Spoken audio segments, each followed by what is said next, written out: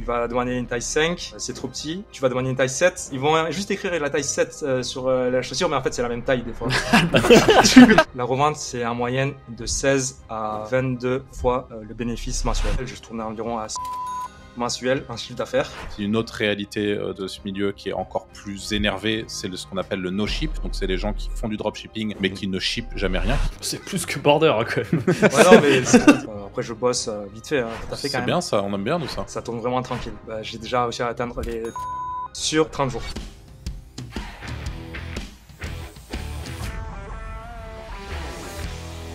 Salut à tous et bienvenue dans ce nouvel épisode du Wizard Podcast. Aujourd'hui, on a en invité Ping, qui est un boss du dropshipping.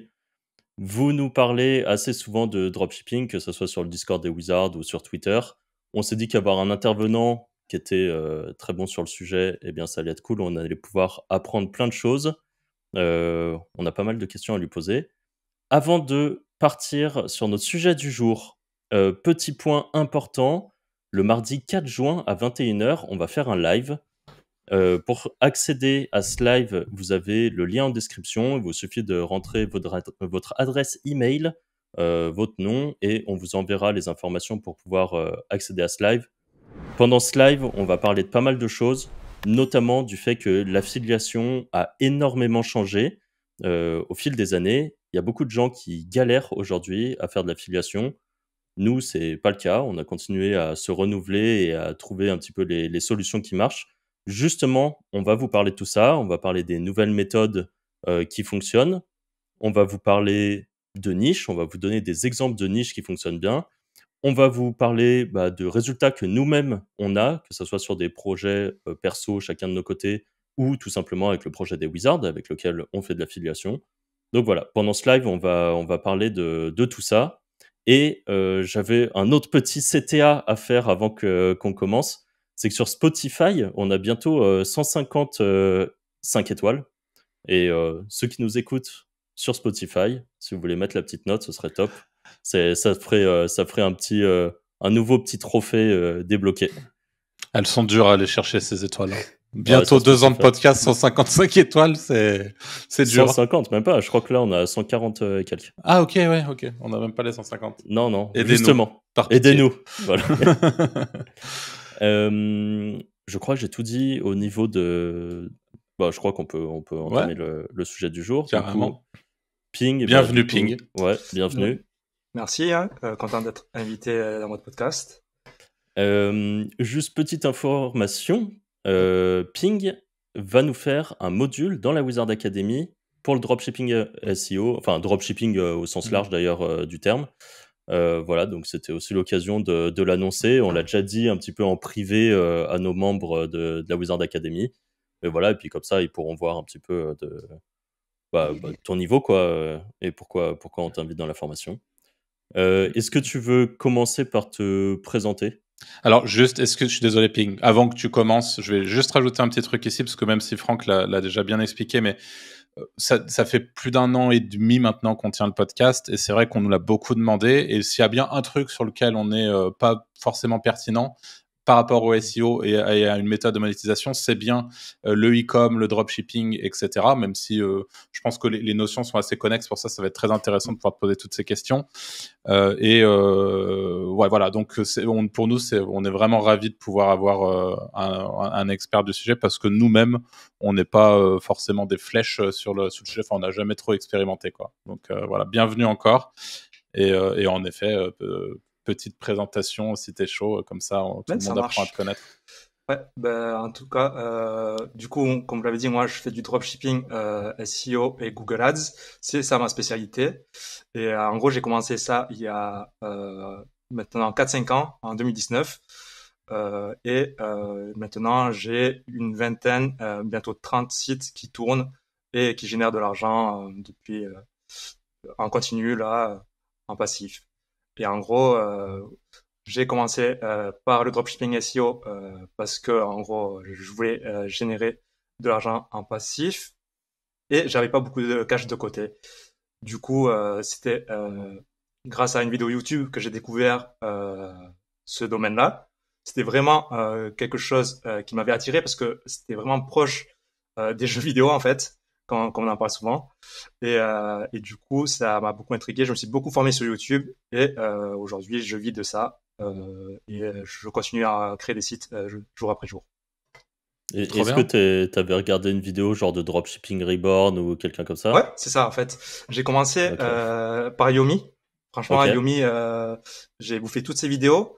Et le jour où j'allais acheter sa formation, j'ai tapé Yomi, formation à vie Yomi. Et après, je suis tombé sur une vidéo de Dropshipping Reborn qui traitait Yomi d'arnaqueur. Du coup, j'ai regardé Ok. sa vidéo. Putain, Il a mais pas je les crois SEO. que je vois laquelle c'est en plus. Il est Ouais, pas à Malte quand il fait ça? exactement. Si, il était Ouais, à ouais, Malte, ouais. ouais. Ah, et je me souviens de cette vidéo là, elle était ultra. Enfin, elle avait un peu buzzé, je sais pas, Ouais, mais bah c'est grâce à lui, du coup. Enfin, grâce à cette vidéo que j'ai découvert le SEO. Du coup, je trouvais sa logique et son approche totalement cohérente, qui était de vendre, du coup, sur Google. Parce que, bah, forcément, moi, j'ai jamais acheté de pub grâce à des pubs Facebook, des pubs qu'on voit à la télé, tout ça. Et, du coup, je trouvais ça logique de commencer par ça. Ok. ok. Bah vas-y. Moi, j'ai une première question pour rentrer vraiment dans le vif du sujet. On entend depuis des années que le dropshipping, en gros, c'est mort. Que le dropshipping, mais comme on entend l'affiliation c'est mort, le SEO c'est mort, tout ça. Le dropshipping, concrètement, aujourd'hui, peut-être par rapport à 2019, qu'est-ce qui a changé? Pourquoi des gens disent que c'est mort? Et pourquoi, bah, et au final, tu dis que tu as 30 sites qui tournent, c'est que ça doit pas être si mort que ça, quoi. Ouais, bah, ça dépend des stratégies peut-être. Moi, en dropshipping SEO, mes sites continuent à très bien tourner. Bah, je vois qu'il y a pas mal de sites, par exemple en navigation, qui ont craché. Et justement, l'e-commerce, bah, pour moi, ça a toujours très très bien tenu. Et du coup, j'ai pas l'impression que ça soit mort de mon côté. Après, c'est vrai que comparé aux années précédentes, 2019, 2020, ça devient plus dur. Le taux de conversion baisse. Et c'est peut-être à ce niveau-là que ceux qui font du media buy ont du mal à rentabiliser. Ouais, ok. Ça, bah, Anto, toi, t'en parlais, tu nous disais les coûts des ads ont grave augmenté Ouais, avec ils sont tes tests. extrêmement Ouais, chers. C'est ce que je demandais à Ping tout à l'heure en off, c'est est-ce que bah, ça devient pas compliqué avec toute la concurrence qu'il y a, quoi? Parce qu'en Mediabuy, ouais, les coûts sont très très chers, hein. ouais, c'est ça. Après, moi, je fais du coup surtout du Google Ads. C'est surtout le Google Shopping où je cherche la rentabilité. Et c'est vrai que cette année, ça, c'est devenu plus dur. Surtout, je crois que c'est à cause de Temu qui est venu Ouais. sur les SERP et vraiment, ils ont mis un budget de fou. Mais c'est ce que j'allais. Ouais, c'est une des Ouais, questions qui me venait, c'est parce que sur Google Shopping, il y a beaucoup de Temu ouais, maintenant. Sur n'importe quelle euh, requête tu tapes, ils sont là, vraiment, et ouais. ils sont avec des prix Ouais, du 5 ou coup, 6 euros, quoi. avant, tu avais AliExpress et encore, tu arrivais à te démarquer par rapport à eux. Là, il y a Temu qui est venu en force. Ça commence à devenir dur. Mais là, j'ai l'impression ils ont limité leur budget parce que je les vois de moins en moins. Du coup, j'ai l'impression que ça commence à bien reprendre, moi. Et, euh, et voilà. Je pense que ça s'explique ça parce que Temu, par exemple, au même type que AliExpress et tout, c'est qu'ils sont dans des phases d'expansion énormes et ils ont des investisseurs qui leur donnent du cash en boucle. Et le but, c'est même sans être rentable, de faire en Non, général rentrer nouvelles personnes sur leur plateforme pour ensuite faire de l'argent long terme. Et le but, en général, de ces types-là, c'est même pas d'être break-even, c'est de cramer de l'argent le plus vite possible pour faire du volume et juste que les investisseurs soient heureux. Mais en général, ça, comme tu le dis, ça dure un temps et ils finissent par devoir arrêter parce que le but, c'est de faire ça sur une courte durée pour se faire connaître, ce qui a très bien marché en plus de ça. Mm. Je veux dire, ouais. aujourd'hui, Temu, tout le monde en a déjà entendu parler au même titre que AliExpress à l'époque, quoi. Voire plus Et encore, j'ai l'impression. Parce que ça, c'est vraiment un truc mainstream, Temu, contrairement à AliExpress, où c'était un peu moins mainstream, j'avais Mm. l'impression. C'était un peu un truc de bah, dropshipper, Temu, c'est comme justement. Wish. Temu, ils ont fait Ouais, c'est exactement la ça. même Ouais, Par ouais, exemple, ouais. stratégie que Wish, Wish. on entend beaucoup moins parler. Bah ouais, Ouais, parce ils font qu'ils se même font des bouffer. UGC en plus. Ils font du Facebook, tout ça. Ils sont partout, Ouais, c'est vrai Temu, qu'ils c'est font beaucoup de abusé. Facebook, ouais. Ok, donc du coup, le dropshipping est un peu plus compliqué, mais ça reste quand même quelque chose de... Ça reste un business model qui est loin d'être mort et on n'est pas obligé de faire des stocks chez soi. Genre le format de dropshipping existe encore très bien, Ouais, quoi. ouais. Franchement, enfin, je connais beaucoup de potes qui ont voulu faire du stock, se professionnaliser, tout ça. Et ça a apporté plus de galères qu'autre chose. Moi, j'ai préféré, du coup, rester sur du drop et j'en suis content. Mm. Ok. Super. Moi, je voulais savoir, donc là, tu nous as expliqué comment tu étais un peu tombé dans la marmite au départ, comment tu avais trouvé le drop SEO, donc d'abord Yomi, après Dropshipping Reborn. Avant ça, tu n'avais aucune expérience en SEO, tu partais vraiment de zéro. C'était quoi ton profil? Parce que tu nous as parlé de jeux vidéo, par exemple. Toi, à la base, tu es un gamer, tu es un farmer, ou tu vois, en mode sur des MMO, des trucs comme ça ou... Bah, en vrai, même dans les jeux, je suis plus à la recherche du make money tout le temps. Ok. J'aime beaucoup faire de l'argent, acheter, revendre des trucs, trouver l'astuce pour générer de l'argent. Et sinon, j'ai quand même un profil informatique. Ouais. J'ai fait une licence informatique, une école info. Mais c'est pas quelque chose que je connaissais vraiment, le SEO. Je faisais des sites, mais on n'a jamais parlé de SEO à l'école. Du coup, c'est vraiment grâce aux formations sur YouTube que j'ai découvert ça. Okay. D'ailleurs, je trouve ça cool ce que tu dis, parce qu'il y a plein de gens qui, un peu externes au sujet, pensent que quand tu as fait de l'informatique, et ben du coup, ça te donne trop les clés, c'est trop simple et tout, parce que le SEO, tu connais, c'est un algorithme et tout. La réalité, c'est qu'à l'école, quand on te parle de SEO, la plupart du temps, on te parle ni de liens, juste de contenu. On te dit, bah ouais, faut essayer de faire du contenu et c'est faut mettre les mots-clés dans le contenu. Faut mettre les mots-clés dans le contenu. T'as 3 heures de cours dans l'année et c'est pas avec ça que tu connais le SEO. En fait, on part tous un peu de zéro, quoi. C'est juste qu'à un moment, faut se décider à apprendre et puis voilà. Ouais. Bah, c'est top en tout cas que tu aies pu en autodidacte, ce qui est plus ou moins tout, c'était notre cas aussi ici, mais c'est vraiment chouette. Et tu parlais, donc là aujourd'hui tu parlais que tu as 30-40 sites si je me plante pas. Sur tous ces sites-là, donc tu as parlé de SEO, tu as aussi parlé de Google Ads, Google Shopping. Tu aurais moyen de nous donner une répartition de ton CA sur ces deux leviers de trafic? Ouais, ça dépend parce que du coup, forcément sur 30 sites, ça reste quand même du 80-20. 20% des sites qui vont générer 80% des revenus, des gros sites du coup. Sur les gros sites, je vais être sur du 70% de media buy qui va générer mon CA et 30% du coup SEO. Et après, j'ai des petits sites qui vont générer par exemple du 500 à 1000 euros par mois de CA et qui sont limite break-even en ads et que je laisse tourner juste pour amener du trafic et booster le SEO. Et en fait, du coup, le reste, ça va être généré, on va dire, c'est l'inverse, c'est 70% SEO et 30% en ads. Ok, alors tu viens d'en parler, donc je vais rebondir tout de suite là-dessus. Tu viens de dire, j'achète de la ads pour générer du trafic pour booster mon SEO. Bon, c'est plus un secret, là ça y est, je pense que les gens sont conscients de l'impact du trafic sur le SEO, mais c'est intéressant cette approche. Aujourd'hui, est-ce que sur des petits sites dont tu parles par exemple, cette stratégie de je suis break-even en ads, mais ça alimente le trafic et donc ça rend le site vivant et donc ça le rend présent au sein des SERP en grande partie parce que justement il y a ce trafic qui arrive. Est-ce que ça suffit ou est-ce que tu as quand même sur chacun de tes 30-40 sites une stratégie de SEO globale qui comprend aussi du netlinking, etc. Sur les petits sites, au départ, je mets quand même pas mal de liens. Après, rarement, je vais revenir travailler sur un projet qui date de quelques mois. Du coup, je laisse tourner juste le trafic et peut-être maximum 4 liens dans l'année, parce que c'est vraiment des petits sites, des petits examens de domaine, des trucs comme ça. Et je vais pas forcément refaire une stratégie SEO derrière. J'ai du mal à revenir en fait sur un projet que j'ai déjà bossé il y a quelques mois. Moi, ça me rappelle des souvenirs, ça, parce que c'était un peu notre manière de travailler il y a quelques années, tu vois, même en édition, en affiliation, où on travaillait exactement de la même manière. On bossait au début, et une fois que le site était positionné, on y allait un peu plus mollo, en tout cas, sur cette partie, tu vois, un peu dans cette logique-là. Tu l'as dit au début, toi, tu passes un peu au travers des différentes tartines que distribue Google ces derniers temps. Là, même sur ces petits sites où justement tu fais un peu de lien au début et après tu les laisses vivre, c'est des sites qui peuvent parfois vivre plusieurs années ou peut-être que... Ouais, carrément. Là c'est... Honnêtement, j'ai eu aucun gros crash de trafic sur mes boutiques e-commerce, sauf un seul qui était dans le domaine de la santé.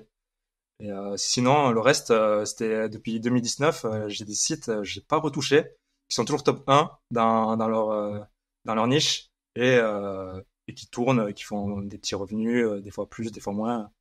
Et voilà, j'ai juste délégué du coup le passage des commandes et le SAV, et sinon, je fais plus grand chose dessus. Et les sites sont des EMD ? J'en fais pas mal quand même.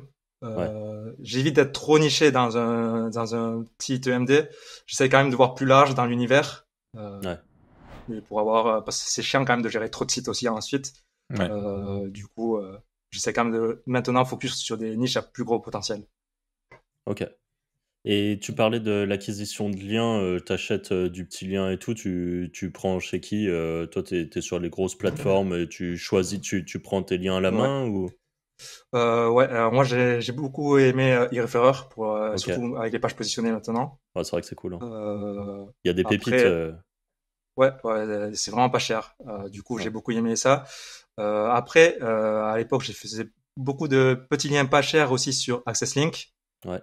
Et d'ailleurs, je le fais encore, notamment pour les sites maintenant à l'étranger, parce que je focus maintenant tous mes sites en dehors de la France. Ah ouais, ok. Ouais, c'est vraiment j'en ai marre du marché français et j'essaie vraiment de focus à l'étranger et moins de problèmes. Et par contre, un peu plus dur pour trouver du coup tout ce qui est plateforme de netlinking, tout ça, et des liens de qualité. Alors, en France, vraiment, vraiment, il y a tellement de plateformes qu'on trouve des liens vraiment pas chers en plus. Hmm. Pour le même type de lien aux States ou trucs comme ça, c'est vraiment C'est beaucoup galère, cher. Ouais. Ok. Ok.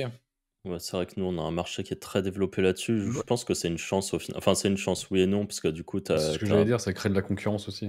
Ouais, et puis tu peux avoir beaucoup de merde dans le tas maintenant, mais au final, quand tu vois les prestations de niche edits et tout ça aux US, ils font payer. Ce matin, je regardais, j'ai reçu un email, je sais plus combien ils faisaient payer, mais sur des sites qui font, je sais plus, je crois 1000 de trafic par mois, c'était $90 le lien. Enfin, c'est un peu Ouais, c'est cher, dur. quoi. Hmm. Ok. En effet. Moi, j'avais une question sur, du coup, tu l'as évoqué très brièvement tout à l'heure, mais pourquoi t'as jamais fait, t'as jamais passé ce step du vrai e-commerce? Est-ce que t'aimes bien justement ce fonctionnement dropshipping, mais à aucun moment tu t'es dit, tiens, là, il y a une niche où j'ai vu qu'il y avait un vrai gros potentiel, j'ai envie de monter une vraie brand, tu vois, trouver les fournisseurs, avoir mon propre produit, vraiment faire quelque chose à toi, on va dire, vraiment à toi, quoi. Ouais. Ben, en gros, la plus grosse problématique pour mes sites à moi, c'est que j'ai énormément de produits. Parce que du coup, moi, j'avais la stratégie SEO. Du coup, Mm. j'ajoute des fois plus de 500 produits, plus de 1000 produits dans une boutique. Et c'est impossible de gérer le stock pour ce genre Ah de ouais, boutique. Après, on peut faire stocker les best-sellers, mais même au final, c'est quand même quelque chose d'assez difficile à gérer, surtout avec mon nombre de boutiques. Mais c'est vrai que c'est quelque chose que j'aimerais bien un jour avoir, une boutique de marque avec peut-être moins de produits, des produits plus qualitatifs. Et là, où j'essaierai de faire un truc vraiment professionnel.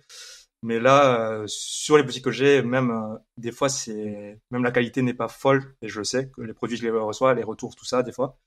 Et je vois que c'est vraiment pas la folie. C'est même ça, des fois, qui va me bloquer au niveau du scaling, j'ai pas trop envie de scale parce que quand tu vas scale, tu vas avoir plus d'emmerdes, plus de galères à gérer. Et si j'ai le produit parfait, bah pourquoi pas. Et après, voilà, je garde ça dans le coin de ma tête quand même. ouais, ok. Est-ce que tu es OK pour nous dire en moyenne combien rapporte ton écosystème de sites par mois en termes de CA pour Ouais. qu'on puisse avoir une idée Ouais, ben là, en gros, sur les mois actuels, je tourne environ à 60 à 80K mensuels en chiffre d'affaires. OK. Et en fait, en fin d'année, je vais faire du x3 à x4 sur ce chiffre d'affaires. Ouais, Parce que vraiment, à le Noël, fameux Q4, hein. ouais, le fameux Q4, c'est Hmm. vraiment énorme. Et après, en termes de bénéfices, du coup, on va être en moyenne à 30%. OK. Après, de bénéfices dans la société. Hmm. Après, les coûts pub, les coûts produits. Et du coup, à ces 30%, il faudra enlever, par exemple, les prestataires. Bon, après, j'en ai pas énormément non plus. Et voilà, les salaires, moi, je me paye, bon, je me paye pas un énorme salaire, je laisse pas mal d'argent dans la société quand même. Hmm. Et après, je m'amuse avec l'argent qui reste dans la société. Des fois, je rachète des sites, des trucs comme ça, OK. ou je teste de nouveaux projets. Et toi, donc, tu es basé en France, toi, Ping? Ouais, c'est ça. Ok. Du coup, je suis en SASU. Et Un SASU. voilà. Ça roule. Bah, c'est top. Merci pour ta transparence. Ça permet de se faire une idée. Donc, tu l'as dit, sur ce CA généré, il y a 20% de tes 30, 35, 40 sites qui génèrent 80% des résultats. Ouais, c'est ça. Ok. Ouais, j'ai Intéressant. 5 gros sites qui vont faire entre 100 et 200 000 à l'année. Ok. Et moi, j'ai à peu près les chiffres, par exemple, pour un site d'affiliation, en travaillant pas mal de temps dessus et tout ça, en développant bien le truc. Au bout de combien de temps on a des vrais résultats? En général, c'est quelques mois slash années, quoi, on va dire, pour vraiment peut-être un an, par exemple, pour commencer à avoir des résultats très corrects en ayant bien bossé sur un site. Je me rends pas compte du tout, dans du dropshipping, par exemple, en combien de temps on peut commencer à sortir, sans vouloir dire des gros chiffres, mais je sais pas moi, 1000 balles peut-être pas 1000 balles, mais même 500 balles de bénéfices nets. Ouais. Combien de temps ça peut prendre? Moi, si j'applique ma stratégie, je mets environ 3 mois à Ok. avoir ce genre de résultats. Après, ça peut très vite monter. Hmm. Mais en gros, ça va être 3-4 mois pour commencer à avoir de bonnes positions SEO, de tourner avec les bons produits en Google Ads et de laisser tourner ça ou de scaler ça. Du Ok. coup, ouais, même là, en gros, je fais pas mal d'études de cas, des nouveaux sites que j'essaie de filmer parfois. Et en gros, j'ai lancé un nouveau site. En 4 mois, je générais bien plus que 1000-2000 de bénéfices par mois. Ouais, ok. Ok. Et ça, c'était un case study, hein, c'est ça, Ping? T'as fait Ouais, un c'est case ça, study. pour une On- de mes formations, du coup. Ouais. Ouais, bah, on le mettra le case Ouais. study en description si les gens sont intéressés Merci. pour aller voir ça, ça sera sans doute chouette. Et est-ce que toi, t'as déjà fait du SEO hors e-commerce, justement? T'as déjà essayé d'aller ranker de la FI ou de l'informationnel ou de faire autre chose que de l'e-com? Ben, je m'y intéresse. Des fois, je lance des trucs, mais je pousse pas à fond. Du coup, Ouais. je laisse vite tomber. Ma question, là, si je te la pose, c'est plus pour savoir si du coup, si tu as vécu les deux. Bon, là, tu viens de nous le dire concrètement, on a déjà un début de réponse. Hein, ça a Ouais. l'air quand même plus facile et on le savait déjà plus ou moins de ranker en e-com, en dropshipping que de ranker sur de l'informationnel, sur de l'affiliation, etc. Moi, la question, c'est si tu avais pu un peu jauger les deux, de savoir à quel point, tu vois, c'était. Parce que moi, ça m'est déjà arrivé il y a quelques années de lancer un petit service, mais sous forme d'e-com. Et j'avais été, j'étais, ah, mais c'est une dinguerie, quoi. Ça rank vraiment beaucoup plus facilement que quand on n'est pas habitué. C'est vraiment surprenant, je trouve. Donc, c'est ce qui est un gros point positif d'ailleurs pour le drop. Mais enfin, tu confirmes ce côté-là, quoi, finalement. Ouais, bah ouais, après j'ai jamais généré de revenus sur de l'affiliation SEO. Du coup, je peux pas comparer. Et sinon, j'ai vraiment focus que sur l'e-commerce en SEO. Je me suis pas mal intéressé sur, par exemple, créer un annuaire pour faire lister du service, des trucs comme ça. Et encore une fois, c'est pas un truc que j'ai voulu pousser. Enfin, pas encore eu le temps, quoi. Ok. Tu restes dans ta zone de génie, hein. Ce qui est au final Ouais. une bonne chose, tu vois, de Bah, pas c'est sauter mieux. sur toutes les occasions. Tu as un bis qui tourne, je comprends Ouais, c'est ça. Après, ça de fait quand rester même dessus. 4-5 ans. C'est vrai que je commence à en avoir marre un peu. Ouais, C'est pour ça que c'est j'essaie de normal. plus en plus déléguer ce que je fais. Et d'ailleurs, pour ça que j'ai commencé aussi à tester la formation, tout ça, voir qu'est-ce que ça donnait. Et ensuite, j'essaie de diversifier. Bah, du coup, pour rebondir, tu parles du fait de déléguer. Là, actuellement, tu as une équipe de combien de personnes? Je suppose majoritairement freelance, t'as pas d'employés? J'ai commencé à prendre une stagiaire long terme Ok, pour voir ce que ça donnait. Elle a commencé un nouveau site, du coup début janvier. Et là, pareil, ça a commencé à générer des ventes. Du coup, c'est pas ok. mal.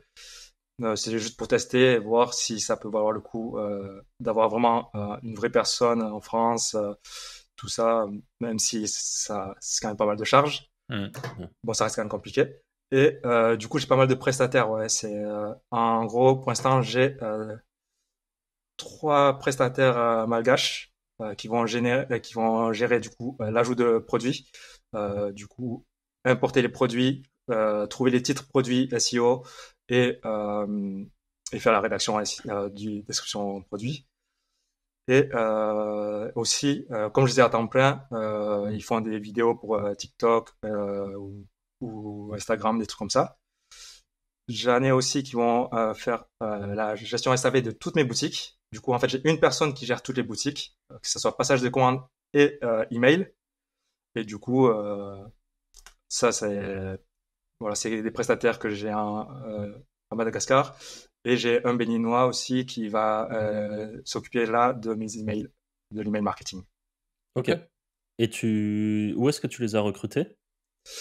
Là, c'est sur Facebook, les groupes offres freelance, tout ça. Je Ouais. fais ma demande. C'est pas mal de gens qui connaissent aussi le domaine. Du Ok. coup, je me base sur leur CV, qui connaissent un peu, en gros, les outils que j'utilise. En gros, par exemple, là, ça sera les outils d'importation de produits, c'est Dicers, notamment, ça s'appelle. Shopify d'ailleurs aussi, vu que moi je travaille que sur Shopify.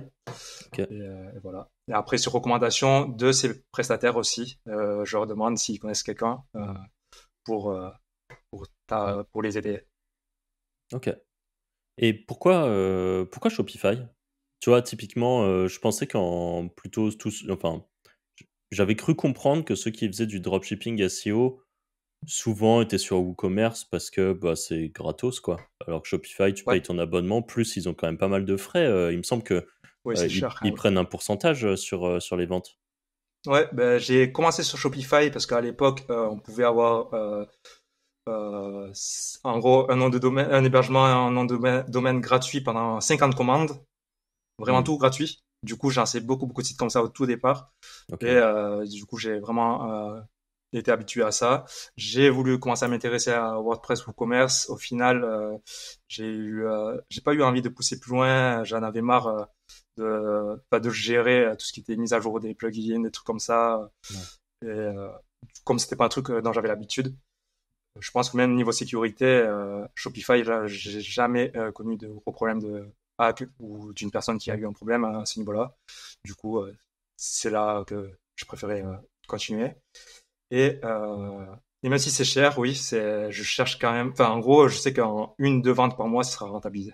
Ok. Parce que Vas-y. Ouais, vas-y. j'allais juste te dire combien coûte un abonnement et combien après ils prennent de pourcentage sur tes commandes. Et combien est-ce que, si tu as une idée, te coûte Shopify au total à l'année? Ça, Ouais. je sais pas si tu auras le chiffre, mais... Je saurais même plus vous dire exactement. Je pense que c'est environ 30 euros par mois. Sauf que moi, je paye à l'année, du coup, j'ai une petite réduction. Je crois que après, je dis 30 euros par mois, mais je crois que ça a un peu augmenté. Je sais plus exactement, comme je Par paye à site, l'année. du coup, hein, Ping. Ouais, par site. Ouais. Ouais. Et en termes de frais, en fait, avant, c'était 2% sur le CA, du coup, sur les Ok. transactions. Et ensuite, tu avais quand même Stripe plugué à Shopify qui allait te chercher encore des pourcentages. Maintenant, Shopify a leur propre processeur de paiement qui est Shopify Payment. Et du coup, tu vas avoir genre 1,6% de frais, plus des centimes sur chaque transaction. Et du coup, il n'y aura pas ces 2%, et ça sera directement que sur le processeur de paiement que tu vas payer ces frais. Et du coup, au final, ça reste vraiment C'est bénéfice à ce équivalent au niveau-là. final. Ouais, Ouais, ok. Donc t'as plus besoin de Stripe en gros. voilà. Du coup, Ok. moi, Tout j'ai sur quand même quelques Shopify. boutiques qui sont pluguées sur Stripe, mais je préfère maintenant passer sur Shopify Payments. Il y a d'autres avantages. Par exemple, ils ont un système de multilangue, de conversion de devises, qui fait en sorte que le client dans l'autre pays va vraiment payer dans la devise affichée, pas juste ça sera pas juste un affichage sur le site web au niveau du paiement, quoi. Ok. Et du coup, à l'année, ouais, t'as pas le chiffre en tête de combien ça te coûte pour tout ton setup de tous tes sites. Ben là, j'ai eu le bilan comptable il y a un mois, mais j'ai pas regardé. Je saurais pas Ok. vous dire. Bon, ça doit être quelques milliers d'euros, je suppose. Ouais, Ou franchement, quand même, on va dire peut-être quelques que on peut dizaines de compter 1000 milliers. euros par site quand même, par an, en Ah, termes ok. de forfait, sans compter les Ah, transactions. ok, ouais, Ok. ça marche. Tu parlais de contenu, tu nous disais que tu avais des gens à Madagascar qui géraient aussi les fiches produits, le contenu des fiches produits. Est-ce que tu utilises l'IA aujourd'hui dans tes stratégies de contenu? Ouais, j'utilise du coup forcément ChatGPT 4. Eux, ils vont rédiger leurs fiches produits par rapport à ça. Ensuite, tout ce qui est description de collection, je vais faire avec Scribouillard ou TextBooker. Ok. C'est principalement ça. Je crois pas que j'ai d'autres outils IA. Donc, chacune de tes fiches produits aujourd'hui sont générées avec GPT-4 et sont reprises par la Ouais, personne à Madagascar, c'est ça? ouais, c'est ça. Il repasse un minimum sur la description pour modifier quelques mots-clés, vu Ok, qu'ils connaissent la sémantique. ça marche. Sinon, c'est trop spammé sur le titre produit. Ouais. Et est-ce que tu as du coup aujourd'hui des process automatisés avec des outils comme Make ou N8N qui te permettent de générer toutes ces descriptions de manière automatique, ou est-ce que c'est toujours quelque chose que tu fais manuellement? Comment ça se passe? Pour l'instant, non, j'ai pas automatisé tout ça. Je sais qu'il y en a beaucoup qui le font, mais au début, je m'intéressais pas mal à Automa. J'ai pas réussi à finaliser l'automatisation, et au final, je me suis dit que ça tournait très bien avec comme avec le process actuel. Du coup, j'ai pas cherché à l'optimiser encore plus. Ok, ça marche. Moi, je veux bien en savoir un petit peu plus sur vraiment de façon un peu poussée, la stratégie de contenu, comment ça fonctionne dans le monde Ouais. du e-commerce. Par exemple, tu nous parles des fiches produits. Dans une fiche produit, qu'est-ce qui fonctionne? Est-ce que c'est par exemple juste 100 mots comme ça pour, je sais pas, c'est une robe à fleurs, tu dis, bah voilà, c'est une robe à fleurs, tu rajoutes 2-3 infos et voilà? Ou est-ce qu'il y a quand même une vraie stratégie avec de la recherche de contenu, parler, je sais pas moi, de la matière, parler des trucs comme ça? Et comment tu définis un peu la quantité de contenu que tu vas écrire? Est-ce que ça a un intérêt d'ailleurs Ouais. de faire ça? Et question, ça c'est pour la fiche produit, mais j'ai cru comprendre que dans le monde du e-commerce, les fiches catégories sont ultra importantes. Moi, j'ai un test en cours là-dessus et je m'en rends compte. Il y a pas mal de catégories où j'ai pas mis de contenu et ça rank pas spécialement. Alors que là, je commence à rajouter des assez gros blocs de contenu en bas, comme font, je sais pas moi, Decathlon et tout ça. Et je sens que ça prend des positions, quoi. Ouais, c'est ça. Du coup, là, tu parlais de robe à fleurs. Moi, j'aime particulièrement ce genre de niche. Je suis très vêtements. Ok, Et du coup, pour te répondre, le plus important pour moi, ça va être pour une fiche produit, ça sera le titre produit. De ok, chercher vraiment, moi je cherche toujours un mot-clé qui va être un minimum recherché, du coup une longue traîne, que ce soit 0, 30, 100, 150 de volume de recherche affiché sur SEMrush, et du coup avoir une description pas forcément trop détaillée non plus. Moi, ils vont faire un titre H2 en dessous pour introduire la description. Et la description aura 2 bons paragraphes, pas forcément avec beaucoup de contenu, et des bullet points en dessous qui seront quasiment toujours les mêmes. On peut afficher soit la matière, soit la taille, soit par exemple livraison, la façon dont on va livrer le produit, et le guide détail si nécessaire ensuite. Ça, je le fais avec des images. ok. Et pour les catégories, du coup, pareil, Ça, du stratégie coup, comme tu similaire. disais, c'est vraiment ces pages de collection qu'on va chercher à venir positionner et qui va venir apporter le plus d'argent. Du coup, là, dans les descriptions de collection, moi, je les mets tout en bas, et je viens mettre pas mal de contenu là pour le coup. Et ensuite, ça va aussi être grâce à tous les produits que tu auras rajoutés sur cette page de collection, qui vont être bien focus sur la collection en question, qui va te permettre de te positionner ensuite. Et tu as un nombre minimum de produits à ajouter avant que la catégorie se débloque dans Google, on va dire, qu'elle se Ouais. positionne? En fait, moi, à chaque fois que je lance un nouveau site, c'est ce que je mets en place. Du coup, je mets en place toute la structure du menu. Je sais toutes les collections que je vais vouloir ajouter. Et j'essaie le plus rapidement possible d'ajouter environ 10-12 produits dans chaque catégorie de collection. Comme ça, le temps que je finisse, enfin après, le temps que l'équipe finisse, Google aura détecté quelques mots-clés. Quelques collections vont par exemple être en 40e position. Tu vois que si ça ressort assez rapidement, tu peux essayer de focus dessus. Dans tous les cas, ils vont quand même revenir faire un tour et rajouter là, cette fois-ci, collection par collection, minimum 30-40 produits. Et dans ces collections, ensuite, on verra quelle collection pousser avec des backlinks. Ok. Et les produits, ça va être... je reprends mon exemple de robe à fleurs parce que je l'ai pris random, Ouais. mais du coup, tu as l'air de connaître la thématique, donc tant mieux. Est-ce que, par exemple, une catégorie, du coup, ça va être, par exemple... imaginons, tu as le site lemd robafleurs.fr.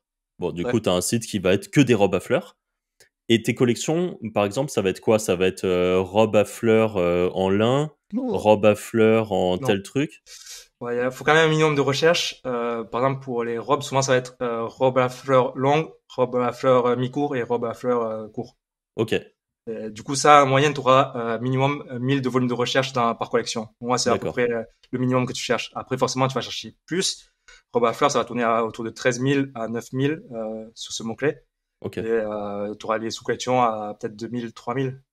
ok. Après, j'évite de trop nicher quand même mon EMD. Je vais pas rester bloqué sur robe à fleurs. Je Oui, vais, robe par à exemple, fleurs. chercher, parce que fleurs, c'est une grosse niche. Je vais Ok, peut-être chercher, par exemple, vêtements fleurs comme EMD. Mm. Et là, tu vas avoir jupe à fleurs, chaussettes fleurs, des trucs comme ça. ok. Et là, tu vois, t'as plus de collection forcément. Ça, Franck, il en met des chaussettes fleurs en plus. C'est vrai, en plus. J'aime bien. Voilà. Ou avec des Winner. limaces de mer aussi, ça dépend. Ok. Ok, ouais. Et ensuite, par exemple, dans tes donc tu as ta catégorie. Alors, imaginons que tu as vêtements fleurs. Tu as ta catégorie des robes à fleurs. Et dans les produits, ça va être, je sais pas moi, robe à fleurs longue, bleue, robe à fleurs longue, Ouais, c'est telle ça. couleur, ainsi de suite. Ok. Ouais. Ouais, Exactement. et comme ça te Et- permet de tout bien siloter, tout a une bonne ouais, c'est ça. architecture. Après, tu Ok. peux, par exemple, ouais, ah non, là, ok, je vais en parler de couleurs, c'est pour ça que je pensais, parce que souvent, pour les robes aussi, les couleurs, c'est des grosses collections. Mais du coup, robe à fleurs bleues, c'est vrai que c'est beaucoup plus niché, et là, ça vaut pas le coup de faire une collection. Ok. Comme tu Là, l'as dit, du juste un coup, une fiche produit, c'est produit, ouais, suffisant. ouais, là, comme tu l'as dit, un produit, ouais, c'est très bien. En fait, et Ok. je suppose que tu te bases sur l'intention de recherche. Si par exemple tu marques robe à fleurs, un peu comme dans n'importe quel truc SEO, tu vas marquer robe à fleurs bleue sur Google. Si c'est une page catégorie qui ressort, tu fais une page catégorie. Si c'est une page produit qui Ouais. ressort, tu fais une page produit. Oui, bah oui, forcément, ça sera souvent le cas.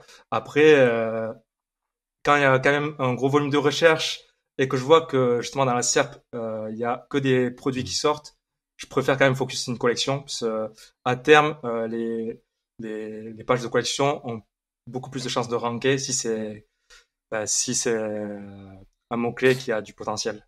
Donc, Ok. collection égale catégorie, en réalité. Dans Ouais. Oui, c'est ça. Pour moi, c'est le ouais, même c'est ça. mot. ouais, juste pour être sûr. Ouais. Ok. Ok. Intéressant. Ouais. Tout Ouais, ça. parce que vraiment, dans la SERP, je vois beaucoup de pages produits qui se positionnent et que tu vois que tu peux te positionner avec des collections et qui a vraiment un potentiel, vaut mieux aller chercher collection. Faut pas mettre que des fiches produits, je pense. Ouais.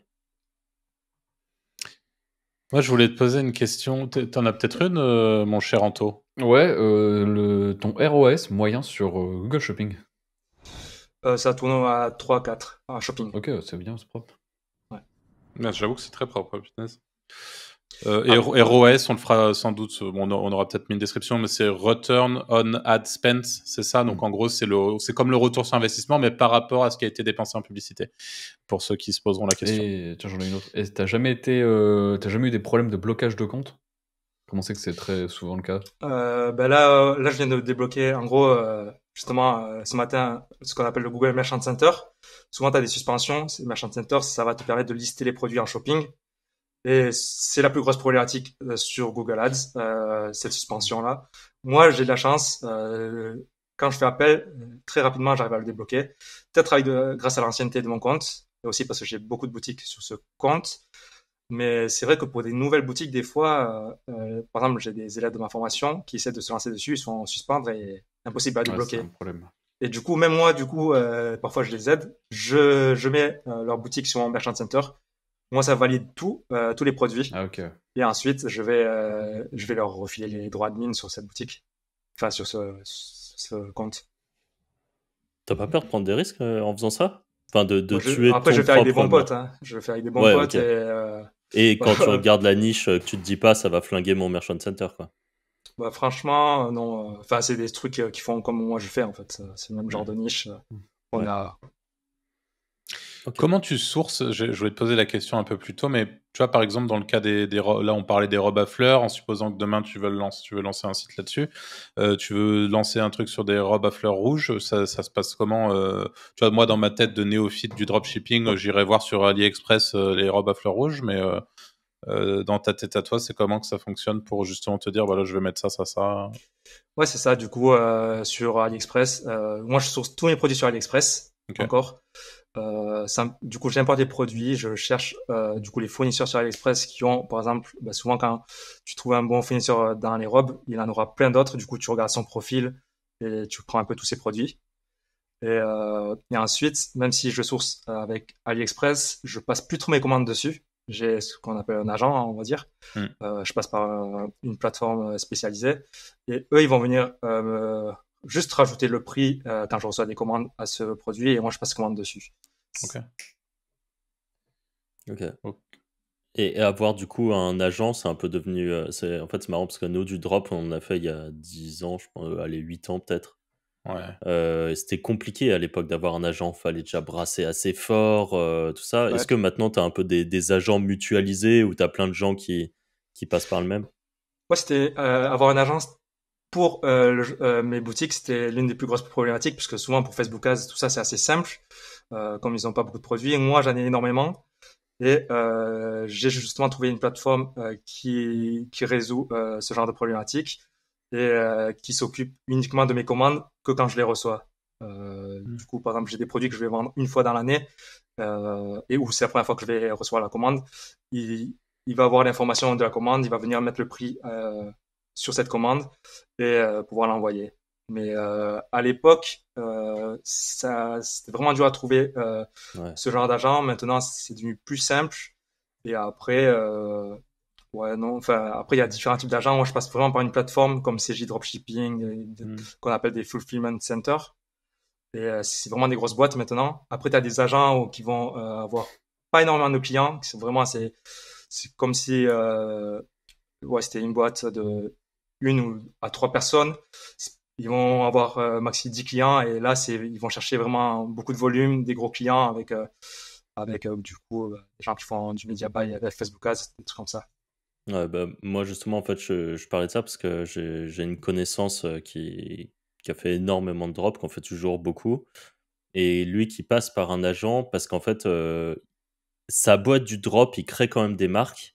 Et du coup, son agent démarche dans les usines pour pouvoir faire graver le nom de la marque, par exemple, sur les produits et tout ce genre de trucs qui rajoute vraiment le côté unique du coup et qui fait pas produit qui vient tout droit d'AliExpress. Ouais, c'est l'avantage d'avoir justement un agent. Et il va essayer de faire moins cher qu'AliExpress parce que de toute façon, en fait, les vendeurs sur AliExpress, ils te font limite du drop sur toi au final. Du coup, ils se sourcent dans des usines en Chine et ils te revendent plus cher. Et du coup, les agents vont sourcer eux aux usines et essayer de trouver les meilleurs prix. Moi, je vais pas faire de la personnalisation de produits du coup, mais je vais faire de la personnalisation de packaging. Du coup, rajouter le logo de ma marque dessus, rajouter une carte cadeau dans le packaging avec un code promo pour le réachat, par exemple. Et c'est tout principalement. Et par contre, par exemple, sur l'étiquette, tu vois, je sais pas, c'est une robe, sur l'étiquette qui est derrière, y a pas ta marque, par exemple. Là, j'ai une seule boutique où je fais ça. Ils peuvent me coudre du coup l'étiquette, accrocher une étiquette aussi aux vêtements. Et ça coûte 1,50 €, 1,5 $ en plus par commande. D'accord. Après, ça dépend en fait le nombre de produits dans la commande, ça varie après. Ouais. Ok. Ouais, parce que au support, t'as pas des gens qui viennent te parler, dire, enfin, je sais pas, dans les commentaires qui disent ah bah au final ça vient tout droit de Chine, ça vient tout droit d'AliExpress parce que sur l'étiquette c'est marqué en chinois, tu beaucoup, vois, ouais. par exemple. Si, il y en a énormément de retours pour toutes sortes de raisons d'ailleurs, mais ça en fait partie. Par exemple, j'ai des sites qui font souvent, comme c'est écrit en français, ils vont dire ils prétendent être une boutique française alors que ça vient de Chine. Mais bon, c'est pas marqué Made in France non plus. C'est juste le fait d'avoir écrit en français, ils vont se sentir arnaqués quand même. Et ça correspond à combien de pourcents ton SAV, enfin les gens qui demandent des retours clients, etc. sur le nombre de commandes? Dans les vêtements, il y en a vraiment beaucoup quand même. Je calcule pas le pourcentage, je regarde pas trop comme j'ai beaucoup de boutiques encore une fois. Mais des fois ça peut aller jusqu'à presque 10% quand même. Ah ouais, putain. Surtout dans les chaussures. À un moment je vendais beaucoup de chaussures et là c'était hyper galère au niveau de taille. Surtout parce qu'en fait, t'as les tailles chinoises, t'as du mal à faire les rapprochements.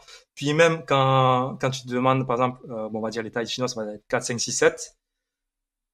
Tu vas demander une taille 5, c'est trop petit.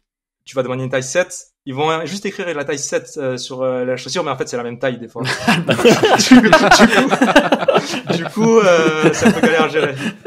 Ok, et tiens, et par exemple, une personne qui a un problème de taille, elle va te renvoyer la chaussure chez toi? Comment ça fonctionne?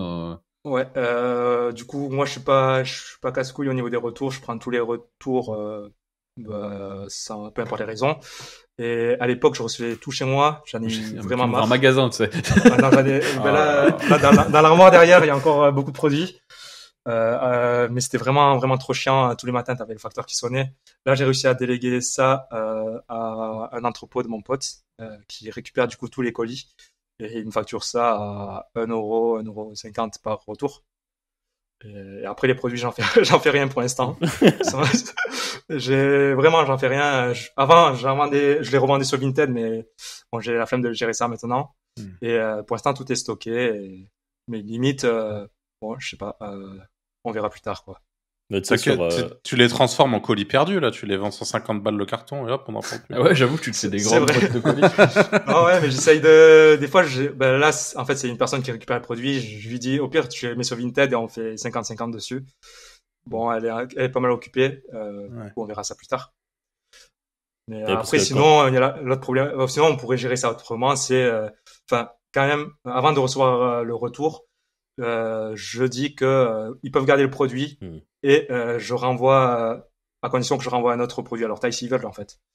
C'est tout. Moi, c'est ce que je vois le plus souvent. Tu vois, Amazon, ils font tout ça. Tous ceux qui font du FBA, au final, t'es pas content de ton produit, tu fais un message en disant le produit me convient pas, où est-ce que je vous le renvoie, et ils te disent juste gardez-le et puis je vous renvoie le bon produit, quoi. Ouais, c'est ça. Ils se prennent pas la tête. Je crois que j'avais vu que ça leur coûtait parfois plus cher de gérer justement le stockage des produits, le reconditionnement pour ensuite le revendre. Ça sert à rien. Ouais, parce que du coup, même moi, je pourrais renvoyer les produits que je reçois à mes clients s'ils commandent le même produit. Ouais. Mais c'est trop galère à gérer l'inventaire. Tant que les vêtements, t'as vraiment beaucoup de variantes, beaucoup de tailles différentes. Et pour avoir le bon truc au bon moment, renvoyer, c'est de gérer tout ça. Je préfère renvoyer le produit d'AliExpress, par exemple, et ça coûtera quasiment le même prix, en plus. Ouais, bien sûr. Tiens, ça me fait penser à une petite question. Là, je me demandais en t'écoutant tout à l'heure, est-ce que tu penses que les anti-Amazon, donc tous les gens qui sont contre Amazon et qui ne veulent surtout pas acheter sur Amazon, représentent aujourd'hui une partie relativement importante de ton pourcentage de clients, ou tu t'es jamais posé la question, enfin tu vois, c'est un peu anecdotique comme question. Mais... c'est vrai que j'avais déjà pensé, mais bon, c'est dur à savoir si c'est vraiment le cas. Ouais. J'ai déjà eu des retours. Forcément, quand les gens se plaignent pour dire que ça vient de Chine, je pense que au final, il reste quand même. C'était ce genre de clientèle qui voulait éviter Amazon, peut-être. Je sais pas trop, mais c'est dur à dire. Ouais, ok. Alors moi j'en ai des questions, j'en ai pas mal. Est-ce que les sites de drop sont, alors je connais déjà la réponse, mais sont revendables, et si oui, est-ce que tu as une idée des multiplicateurs à la revente pour un site de drop SEO par exemple? Ouais, je connais très bien du coup ce business parce que j'ai vendu pas mal de sites et j'en ai acheté pas mal. C'est ça. La revente, c'est en moyenne de 16 à 22 fois le bénéfice mensuel. Ok. Voilà. Et de mon côté, je trouve que c'est pas énorme.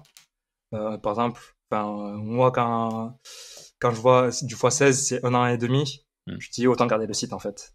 Je préfère garder le site.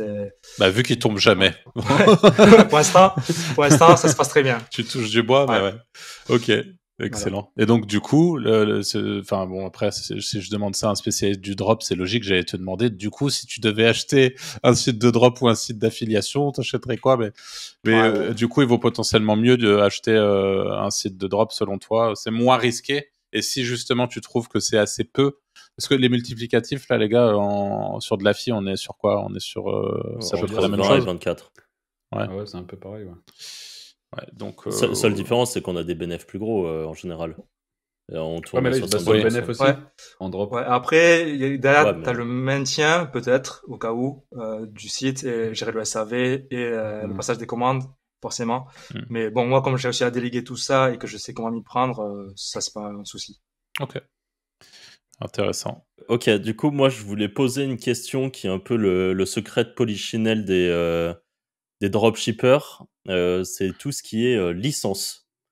Et pourquoi je te pose la question, c'est parce que dans ma famille, je vois très bien qu'il y a plein de gens qui commandent des trucs sur Internet un peu random et des trucs pour les enfants et t'as vite, je sais pas moi, des trucs avec la Reine des Neiges dessus, des trucs avec la Patte Patrouille et tout ça, euh, qui viennent pas, je pense, de sites qui ont fait le travail pour obtenir pour de vrai les licences.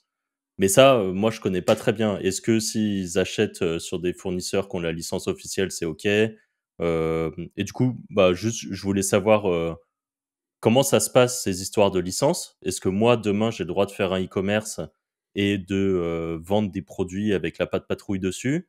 Est-ce qu'il y a des risques? Est-ce que, je sais pas, il y a Disney qui va m'envoyer des avocats au cul et qui vont me fracasser? Enfin, comment ça se passe globalement, le monde de la licence, qui, on le sait, est quand même un truc qui est fait dans le monde du dropshipping, quoi. Ok, ouais, ben, c'est vrai que, du coup, la licence, c'est un gros marché. Et du coup, forcément, il y a beaucoup de dropshippers qui se sont lancés dessus. Après, forcément, il y a énormément de risques. Là, par exemple, on peut parler de licences comme Harry Potter, Star Wars, enfin, tout ce qui est Disney, des trucs comme ça. J'ai déjà vu des boutiques, des gens qui ont lancé des boutiques dessus et qui ont très rapidement reçu un email. Du coup, après, je connais pas forcément les risques derrière. Tout ce qui est ben, des poursuites ou quoi. Comment ça se passe, ça, je m'y connais pas du tout. Mais forcément, tu peux très vite te faire bloquer, des trucs comme ça. Après, il y a quand même des licences, par exemple sur tout ce qui est manga, tout ça, qui ont l'air de bien tenir et qui ont tenu pas mal de temps. Les mangas et ouais, ce genre de niche. Après, il y a eu une grosse vague de bans récemment, enfin récemment, il y a quand même un an, où j'ai vu que tous les noms de domaines à ce sujet-là, par exemple que ce soit Naruto ou quoi, ils ont été bans de Shopify. Ça, je sais pas si c'est grâce au, enfin si c'est la licence en question qui a fait une demande, si c'est Shopify qui a pris en main les choses. Mais voilà, ça reste quand même compliqué et dangereux. Du coup, si on veut se lancer dessus, tu peux essayer de trouver un vendeur officiel qui vend la licence et être, dans ce cas-là, être du coup considéré comme un revendeur. Après, malheureusement, il y a beaucoup moins de marge, surtout quand tu vends des produits officiels, forcément. Et après, je connais pas, peut-être des règles où tu as des prix de revente. Ça, je saurais pas trop te dire. Mais en tout Ok. cas, c'est possible si tu fais ça de façon legit. Ouais. Ok. Et est-ce que tu penses, parce que c'est un peu l'approche qu'avait Franck dans le début de sa question, en parlant de secret de Polichinelle, nous, encore une fois, on est très extérieur à ce milieu, qu'on connaît pas bien, et c'est vrai qu'à chaque fois, tu vois, évidemment que je vais citer personne, mais que je rencontre quelqu'un qui fait du dropshipping SEO en soirée, etc., je me rends compte après un ou deux verres qu'en fait, le gros de son blé, il le fait sur des trucs, enfin, qu'il y a toujours un côté border, comme c'est bizarre, comme dans beaucoup de business Ouais. d'internet en réalité, que ça soit dans l'affiliation, enfin bref, un peu partout. Là, on parle de tout ce qui est licence, mais il y a aussi une autre réalité de ce milieu qui est encore plus énervée, c'est ce qu'on appelle le no-ship. Donc, c'est les gens qui font du dropshipping, mais qui ne ship jamais rien, qui n'envoient jamais le produit qui a été acheté. Ça, c'est au jeu là, pareil, sans citer personne, bien évidemment, mais quand on regarde un peu sur Twitter, je pense à certaines personnes qui sont plus ou moins visibles et qui en réalité se goinfrent parce qu'ils font du no-ship et enfin tu vois il y a toujours beaucoup de cette espèce d'hypocrisie chez ceux qui en tout cas décident d'être visibles en pratiquant ce type de méthode.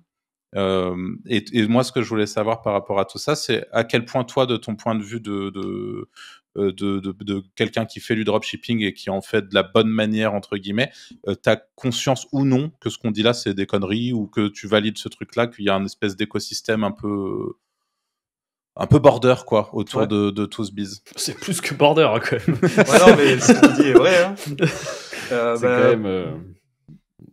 bah ouais, bah, au niveau des licences, moi aussi j'en connais pas mal qui ont bien tourné grâce à ça. Et c'est toujours le cas parfois. Et du coup, ça existe forcément et ça marche. Après, combien de temps ils vont durer, ça, c'est dur à savoir. Et par contre, pour le no-ship, bah, ça, j'en connais pas. Je pourrais pas te dire si c'est vraiment réel, mais Je pense que c'est pas trop le truc dont on se vante de toute façon. ouais, ouais, Mais, je pense pas non plus. Ouais, puis je pense que Mais c'est quand t'es à Dubaï, c'est quoi. vrai que tu vois, Ouais. tu vois beaucoup de trucs à ce niveau-là. Souvent, ça tourne plus. Enfin, quand on en parle pour rigoler, en disant ouais, t'es un mec de Dubaï, ouais, t'es voilà, c'est un mec de Dubaï dès qu'il flex un dashboard, des trucs comme ça. Ouais. Après, je serais pas vraiment à le confirmer. Donc pour toi, c'est pas non plus, on n'en est pas non plus dans le cliché de la grande majorité des gens dans ce biz sont sur ce genre de thématique un peu border. Enfin, tu vois, il est tout à fait possible de faire son beurre en faisant les choses convenablement, en sous-traitant aux bonnes personnes et en...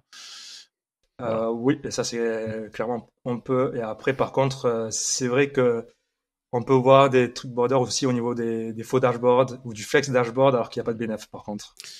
Ouais. Bah, ça, c'est. Il y en a même beaucoup.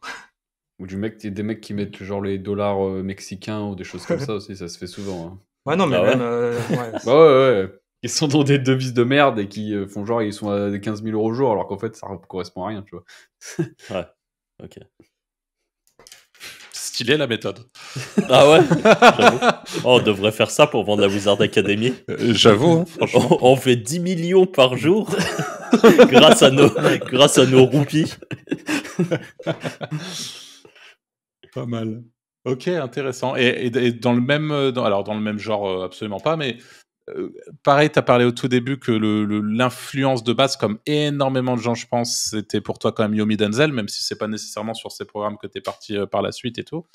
Qu'est-ce que tu penses du coup de l'impact de Yomi aujourd'hui dans tout cet écosystème e-commerce et dropshipping en l'occurrence?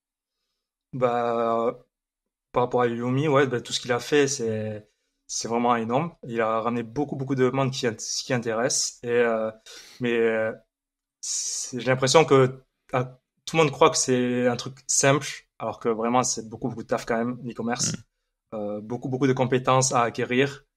Et du coup, très peu de réussite, mais au moins, ça peut peut-être aider certains à s'intéresser au business en ligne. Ok. Ouais, c'est clair qu'il a eu, pour le coup, c'est huge. Et puis d'ailleurs, tu as une idée parce qu'on sait que par exemple, Yomi, c'est je pense, le top affilié français avec Shopify.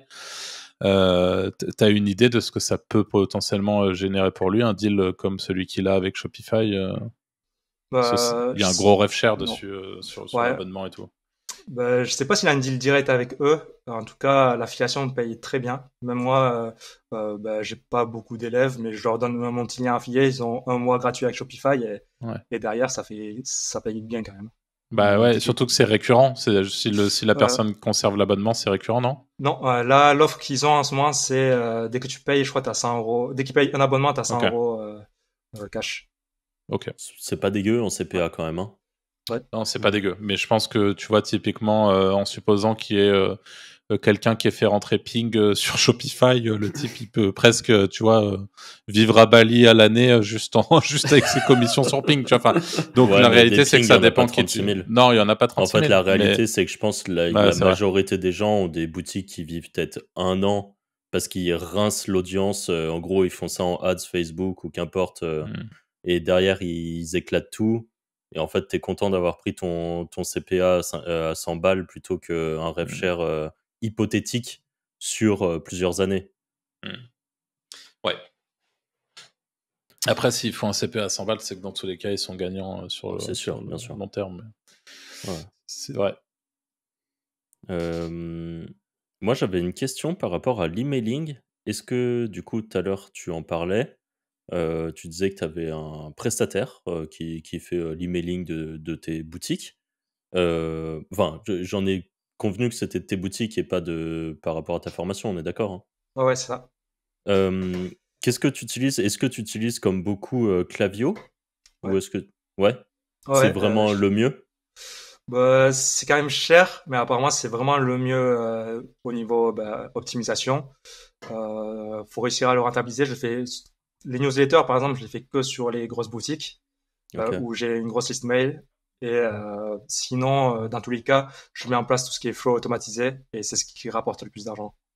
T'as quoi comme type de séquence, par exemple? Je suppose que t'as panier abandonné. Ouais, bah, c'est le plus important, hein. Panier abandonné. Franchement, dès que le mec laisse un email, je le bombarde derrière s'il n'a pas acheté. Pareil Ouais. avec les SMS d'ailleurs, c'est aussi bénéfique. C'est Et Klaviyo aussi qui gère les SMS? on peut sur Klaviyo, moi je passe par SMS Bump. Ok. C'est une appli où tu peux très bien segmenter aussi. Ok. Et du coup, c'est ça, ouais. Panier abandonné, c'est le plus important. Après, c'est email de post-achat pour dès que le mec a passé une commande, tu lui renvoies par exemple une promo ou une réduction directe sur la page de commande, mais aussi par mail et même SMS. Et là, souvent, ça marche très bien aussi.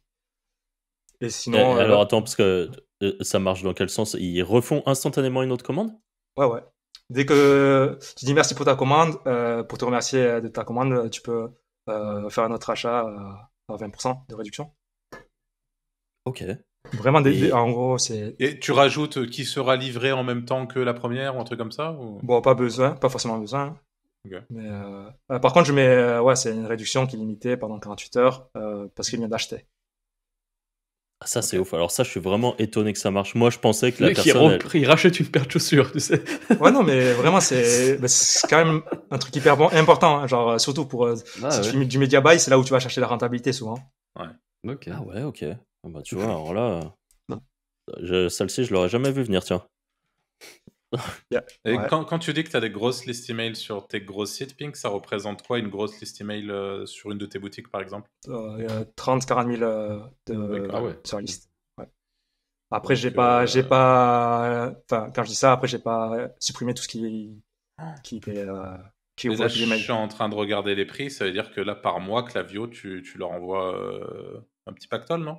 Ouais, après, j'ai une stratégie de segmentation Ok. d'envoi d'email. Du coup, je paye moitié moins que la liste globale sur le Ok. forfait qui a marqué. Ça marche. Ah ouais, parce que j'avais regardé les prix. Après, c'était c'est cher, une ouais, méga cher. Des fois, 40 000, si c'est t'envoies 650 balles par mois. Hein, ouais, en si t'envoies pas l'occurrence. d'email, tu perds vraiment beaucoup de thunes. Ouais. Ouais. Donc du coup, alors t'as le panier abandonné, t'as le truc juste après l'achat, Ouais. t'en as d'autres un peu dans le même style. Ça, c'était vraiment les plus importants. Après, t'as la Ok. newsletter classique. Ok. Et après, sinon, en dehors des floats, voilà, les grosses campagnes, que ce soit Fête des Mères là en ce moment ou Black Friday, c'est là où je bombarde le plus. Ok. Et après, sinon, j'ai d'autres stratégies d'emailing. Là, on va dans le marketing, en gros, avec les pop-up pour les captures d'email, je vais par exemple offrir un produit gratuit. Tu vois, la roulette, la classique roulette qui va faire gagner un produit ou une réduction. Ben moi, je fais souvent gagner des produits et du coup, en fait, le mec, quand il va vouloir utiliser son code promo pour avoir le produit gratuit, il y aura un message disant que pour profiter de cette promotion, il faut ajouter un autre produit dans le panier. Ouais, Tout comme d'accord. ça. Des petites stratégies marketing qui vont vraiment pousser à la conversion, en fait. Ok. Ou sinon, un autre qui marchait très bien, je peux pas forcément mettre en place dans toutes les boutiques, mais pour les boutiques de marque, c'est vraiment pas mal. C'est d'essayer de recruter des ambassadeurs, du coup des affiliés au final. Ouais. Et en fait, celui qui va s'inscrire pour devenir ambassadeur, il va vraiment être content d'être privilégié dans la marque. Du coup, si tu lui donnes un code promo, c'est là que tu vas chercher la conversion en fait. Parce que en général, il va vouloir acheter le produit pour le mettre en avant. Et le fait que tu lui proposes un code promo, ben, c'est là où tu vas chercher la rentabilité au final, alors que eux, ils vont juste se sentir influenceurs, tout ça. Mais ça va pas vraiment faire de vente, ça, en vrai. Attends, je comprends pas. Là, ça veut dire que tu vas chercher la rentabilité sur leur audience quand même. C'est des gens qui ont Ouais, une petite mais audience et tout. ouais, souvent, c'est juste C'est pas en leur votant à eux que tu chopes ta rentabilité. Bah, en vrai, ça marche. Enfin, ils ont pas forcément une grosse audience, c'est ça le truc. Ah Par ouais. exemple, ils ont 300 followers, c'est des amis, ils vont te mettre en avant ton produit, mais ça va pas Ouais, convertir ok, même d'accord. Ouais. avec leur code promo. Mais en fait, toi, tu vas convertir sur eux parce Ouais. que ils sont ambassadeurs. Ok. Et du coup, comme tu leur donnes un code promo privilégié, ils vont dépenser Ils chez vont toi, dépenser. chez ta marque. Ok. Ouais. Ouais, intéressant. Ça roule. Une journée type chez toi, Ping, tu aurais moyen de nous dire ce que tu fais dans une de tes journées type, quoi? Bah, en vrai, là, c'est un peu dur. Enfin, je taffe pas énormément, hein. J'ai du mal à taffer quand C'est même. bien ça, on aime bien nous ça. Ouais, en vrai, je me réveille assez tard. Je dors beaucoup. Du coup, vers 11 heures, je me réveille. Tu bosses tard ou c'est juste que Ou je dors, ouais, enfin, jusqu'à 1-2 heures. Ouais, ok. Après, je bosse vite fait, hein. Enfin, je suis connecté. Des fois, je suis pas très productif le soir. Ouais. Et ouais, je me réveille tard, du coup. Et dès que je me lève, je vais direct sur le PC. Je regarde que ce soit mail, je gère les problèmes s'il y en a. Ouais. Je regarde les messages des prestataires, s'il y a des soucis à gérer. Et voilà, après Ouais, en l'après-midi. fait, t'as une machine bien huilée qui tourne toute seule, quoi, pour Oui, oui, en résumer. vrai, ça tourne vraiment tranquille. J'ai pas vraiment besoin de vérifier, ça tourne très bien. Et sinon, l'après-midi, bah, je vais par exemple plus chercher à. En fait, au niveau du business e-commerce, je vais vraiment plus chercher à trouver des niches, voir si Ouais. ça vaut le coup de se lancer dessus. Et dès que je le sens, je mets en place la structure, la page d'accueil, le menu, et je dis à mes prestataires quels produits ajouter, et ils vont le faire. Ok, ça marche. Ouais, t'es vraiment sur la stratégie, t'as vraiment délégué tout le reste, quoi. Ouais, Ah, c'est ça, ça. c'est le meilleur moment, ça. C'est Top. la Dolce Vita du business web, quoi. Ouais. Ouais. Et après, du coup, en parallèle, j'essaye de créer du contenu, que ce soit en ligne, des vidéos YouTube, des Ouais. formations. J'aide les gens aussi. En gros, j'ai une communauté Discord e-commerce qui est gratuit, où je vais répondre à certaines questions des fois. Ok. Et du coup, je passe pas mal de temps dessus, en vocal. Si c'est des potes ou des gens qui commencent le drop. Et, euh, et voilà. Trop cool. Et est-ce que justement, bah là c'est rigolo parce que du coup on a bien compris le côté justement machine bien huilée et toi Hop. t'es assez tranquille et la belle vie. Euh, Est-ce que ton CA d'année en année continue à croître ou est-ce que tu es arrivé à un stade où si tu veux tu es assez confortable et satisfait avec ce que tu arrives à générer à l'année aujourd'hui? Est-ce que tu cherches plus haut? Est-ce que tu te confrontes peut-être aussi à un plafond de verre que tu vois auquel tu penses que ça va être compliqué d'aller peut-être plus loin? Comment Ouais, ça se passe? la société est en croissance d'année en année. Je prends 20-25% de croissance quand même. Ouais, pas mal. Par contre, ça reste quand même assez dur au niveau e-commerce. J'ai quand même l'impression que ça a tendance à diminuer. Du coup, c'est le fait de créer de nouvelles boutiques qui me permet de monter. Mais tu as des boutiques qui performaient très bien il y a quelques années qui commencent à diminuer. Alors Mm. que bah, c'est pas forcément un problème de trafic, c'est vraiment la conversion, peut-être le pouvoir d'achat, je ne saurais pas trop dire pourquoi. Mais c'est même une tendance globale, parce que je connais pas mal de dropshippers, du coup, dans la communauté, qui ont de très grosses boutiques, très belles boutiques, et qui, pareil, trouvent que bah, forcément, en fait, l'âge d'or du dropshipping, c'était quand même pendant le Covid, et on reste quand même un peu déçu comparé au retour sur investissement des années précédentes. Après, c'était un Ok. monde à part, hein. Ouais, L'affiliation, c'est n'importe quoi aussi. ouais, ouais. Enfin, je pense, je sais même pas si ça a vraiment un intérêt de baser des stats de gains ou trucs comme ça par rapport aux années Covid. Parce Ouais. qu'en fait, les gens étaient obligés de commander sur Internet. Ils étaient obligés de dépenser leur argent sur Internet. En fait, il n'y avait pas d'autre option. Donc, au final, je pense qu'on est tous, ça a tous été un moment où on s'est bien rempli les poches et voilà, des phases comme ça.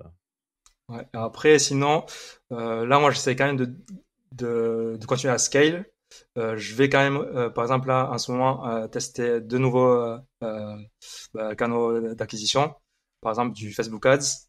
Et j'ai envie justement de voir si ça peut aussi se scale et sans trop se prendre la tête. Parce que moi, ce que j'aime pas, c'est de devoir toujours renouveler les créatives, tourner des vidéos tout le temps, Mm. d'être toujours derrière le Facebook Manager, à savoir s'il faut couper ou non la pub parce que du jour au lendemain elle est plus rentable, des trucs comme ça. Moi, c'est un truc qui me prend la tête.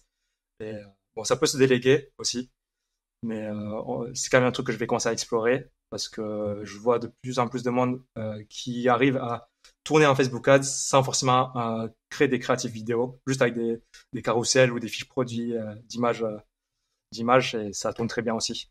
On en Ok. Du coup, je parlait vais avec commencer à Anto explorer ça. hier, Mm. du format juste photo sur les ads comme ça. Ouais, surtout qu'en plus, tu as de moins en moins de trucs à mettre en place sur les campagnes publicitaires. Tout est fait avec l'IA pour rechercher l'audience de manière automatique. Et, du coup, tu fais confiance à l'algorithme et ça marche. Et t'as jeté un œil du côté de Pinterest parce que notamment tu disais que tu avais des niches un peu sur les vêtements et tout ça. Pinterest, c'est typiquement le genre d'audience qui peut être intéressante. En France, c'est pas forcément ultra développé, mais en plus, tu disais que tu avais des boutiques à l'étranger. Est-ce que tu es allé jeter un œil un peu sur ce qui se faisait? Pour moi, ça m'a l'air d'être un Eldorado Ouais. un peu. C'est très bien pour faire beaucoup d'impressions de clics trafic. J'ai pas trop l'impression que ça convertit, mais moi Ah je fais ouais, pas de pub dessus. Je fais pas de pub ok. dessus, mais j'ai automatisé du coup les pins de mes fiches produits. Ok. Et, euh, et vraiment, c'est un truc à faire, hein. C'est du trafic gratuit, faut en profiter. Ça va Ouais. booster ton SEO aussi, c'est pareil. Ouais, Du bah, coup, ça te fait du je mets trafic en place direct ça. sur tes fiches. Ok. Ouais, je pense qu'il y a vraiment un truc à faire et même en ads, hein, je vois de temps en temps passer des gens. Il y a un YouTuber, j'ai plus son nom en tête, mais qui est un peu spécialisé dans la ads Pinterest et qui, bah, lui, évidemment, il vend un accompagnement là-dessus. Donc, il dit que c'est vraiment un Eldorado. Mais pour en avoir discuté aussi avec d'autres personnes, il y a vraiment des gens qui tournent fort sur Ouais. Pinterest Ads, du coup, pas Ok, Pinterest ouais. organique. Donc, peut-être c'est un angle. Si t'as pas encore exploré, peut-être un angle à aller regarder, quoi. Ouais, aussi, hein. Quel est, Ping, ton plus grand succès SEO dropshipping et comment l'as-tu atteint? Bon, à voir si tu as un truc qui te vient en tête avec cette question, mais Hum, le truc bah, dont tu es le plus fier, tu vois, peut-être un nombre de visites que tu as réussi à atteindre sur un de tes sites ou un chiffre d'affaires pendant tu parlais ouais. du Black Friday, j'imagine que Oui, ça c'est doit bien ça. tabasser. Forcément, du coup, dans le dropshipping, des plus gros succès, enfin, ce qui m'a le plus marqué, c'était les gros chiffres du Q4. J'ai déjà réussi à atteindre les 300 000 euros de chiffre d'affaires et Sur un c'était trimestre, du coup? sur 30 jours. Ah, sur Ouais, 30 jours. ouais, sur 30 jours. Après, encore une fois, c'est le chiffre d'affaires. Ouais, bien Et, sûr. Ouais. Ouais. et du coup, ouais, c'est ce qui m'a le plus marqué, hein. Après, c'est en cumulant toutes les boutiques et ça me donne envie de chercher plus loin quand même. Hmm. Et donc, du coup, est-ce que, comme tu vois, nous, on a notamment notre pote Nico qui est déjà passé pas mal dans le podcast, qui fait du KDP, et toute son année KDP, donc le KDP, pour ceux qui ne savent pas, c'est de l'auto-édition de livres sur Amazon, elle est tournée dans un objectif Q4. Est-ce que toi, en tant que dropshipper, c'est un peu la même chose finalement, et ce que tu prépares souvent, c'est aussi en préparation de l'Eldorado que devient le Q4 Ouais, oui, ça l'est beaucoup. Ouais, Après, j'ai aussi pas mal de niches très été. Du coup, ça contraste aussi. ouais, ok, cool. Et c'est plutôt pas mal d'ailleurs, la niche été aussi. Mais sinon, je focus vraiment, vraiment Q4. Toutes Ok, les boutiques, je sais qu'ils vont chiffrer pendant le Q4. ok, très bien. Donc, tu as des budgets pub aussi qui augmentent pendant le Q4, j'imagine. Oui, Enfin, oui, forcément. ouais, ça roule.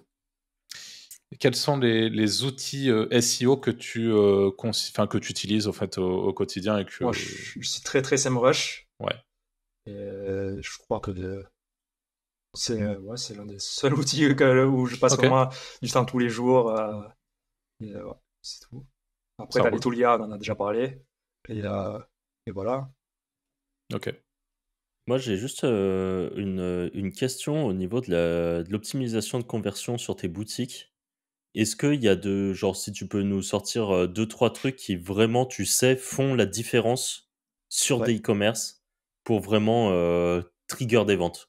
Tu ouais. sais que quand tu mets ça en place, ça fonctionne. Déjà, je t'en ai déjà parlé, c'est l'email, le SMS marketing, c'est quand même un truc hyper Ouais. important. Ça va vraiment pousser à l'achat.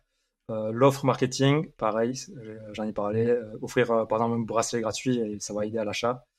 Les réductions, moi, j'en mets pas beaucoup. Ok. Souvent, ça a été un truc hyper connu au départ pour les dropshippers, tout ça. Les fausses promos, tout ça, moi, j'en mets pas. Sur les best-sellers, des fois, j'en mets, mais c'est très rare. Sinon, qu'est-ce qui pourrait aider à la conversion? C'est déjà forcément avoir un beau site parce que vraiment, j'en ai vu passer des sites de beaucoup d'élèves et des fois, ils font vraiment aucun effort au niveau branding. Et vraiment, faut se mettre à la place du client, en fait. C'est un truc trop important. Les gens, ils font même pas un menu professionnel. Ils vont mettre, enfin, sur les pages e-commerce, enfin, sur les sites e-commerce, tu vois très rarement que un menu avec contact, nouvelle collection, des trucs comme ça. Du coup, je trouve pas que ce soit pertinent, par exemple, de mettre le bouton contact dans le menu. Mm. Et vraiment, du coup, au niveau visuel, Et tout ce qui est par exemple livraison gratuite ou trucs comme ça, tu fais? ouais, livraison gratuite, je le fais sur presque toutes mes boutiques et je l'affiche aussi. Ok. Et après, il y en a qui vont justement pas mettre cette livraison gratuite pour faire gonfler le panier moyen. Du coup, c'est une stratégie qui se voit aussi. Mm. Mais moi, je préfère vraiment faire la livraison gratuite. Qu'importe le montant acheté. Oui, oui. Ok. Dans tous les cas, je sais que je serai rentable sur la marge que je me suis fait. Ouais, d'accord. Et ouais, je pense avoir fait le tour. Après, je vais pas mettre trop de réassurance au niveau du retour, parce que j'ai pas trop envie qu'on me fasse de retour.